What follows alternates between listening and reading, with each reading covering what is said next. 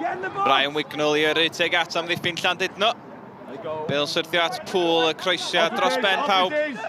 Michael Bakare yn casglu'r bêl rydd. Disney nôl allan at Bakare. Cyfle am y croesiad eto. Bakare at y postyn pella. Thomas yn methu clirio. Ryan Wignall yn gwasgu'r bêl i gefn y rhwyd. I Cei Connah eb giro. Llandudno gartre yma ers 3 blynedd. Maen nhw ar y blaen wedi 20 munud. Bakare yn uchel. Andy Owens, y cawr seri hôl i Hughes yna hefyd. Andy Owens gafodd ei lorio. A Craig Harrison sy'n ar yr ystlys yn absenoldeb Andy Morrison a dio methu credu sut bo honnam yn gico'r smotyn. Callum Morris yn gry yn adennill y bêl yng nghanol cae a dyma Ryan Wignall. Mae ganddo fo'r cyflymder i giro Pearson. Wignall y sgoriwr yn llithro'r ball. Andy Owens i ddyblu'r fantais. Ond mae'n taro'r postyn. Symudiad hyfryd gan y tîm cartre a mond y postyn yn nadu Owens. John Danby, gic uchel. Andy Owens ydy'r targed.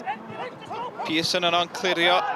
Ond rhyw hanner cliriad ydy ag Andy Owens ar foli acrobataidd yn dyblu'r fantais. Dwi'n siŵr mi gymodd i wiriad oddi ar Pearson ar y ffordd. Owens, tafliad hir, munudau sy'n weddill ma, os na drydedd i Cei Connah. O, maen nhw'n galw am lawio, a mae'r dyfarnwr David Morgan yn pwyntio at y smotyn. Yn mynd o ddrwg o waith i Iwan Williams, oddi ar Penelin John Owen y dathi.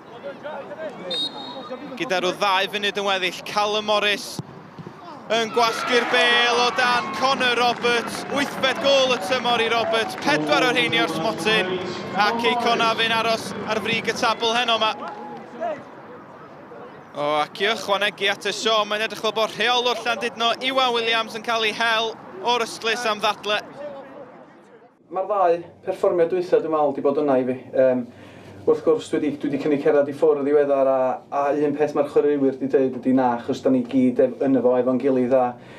Ia, os dwi'n edrych yn ôl ar y gêm rwan, mae perfformiad yn un gwych. Dwi'n gwybod bod y sgorlaen ni'n dweud hynny, ond dwi'n meddwl bod na rhywun wedi cael effaith mawr ar y gêm heddiw yma. Mae'n fedru fod yn un o chwaraewyr fi, achos dwi wedi bod digon critical dros drws osa, un o chwaraewyr nhw, neu pwy bynnag lle, ond dwi'n meddwl bod na effaith mawr wedi cael ei tynnu wrthyn ni heno mallu.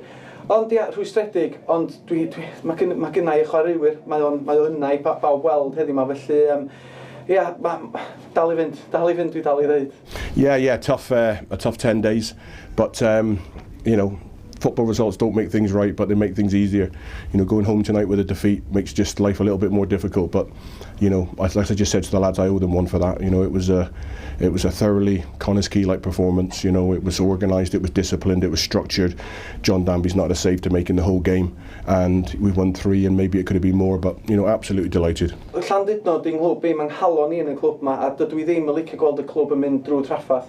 Ond mae'r bwrdd yn disticio efo fi, maen nhw'n gret, dwi'n mynd drwy lot o bethau'n bersonol a maen nhw wedi bod efo fi o'r munud cynta i'r diwedd a maen nhw dal wedi dweud na nhw dal cario ymlaen. Ond dwi'n licio gweld Llandudno mewn traffath. Mae gen i ddigon o guts a mae gen i ddigon o brofiad yn fi'n hun ac dwi'n coelio yn fi'n hun a'i gael allan o hyn.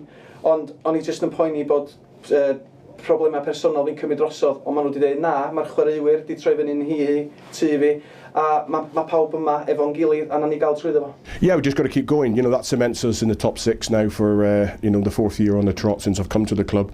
So that's always our first benchmark, is to get to, you know, is to cement that top 6 position, and we've done that today, you know, so we'll rest up this week, go again, and be ready for you know, a really tough banana skin next week away at Galsfield, you know, because I believe they'd have a really good result today, so their tails will be up, but you know, we'll be ready.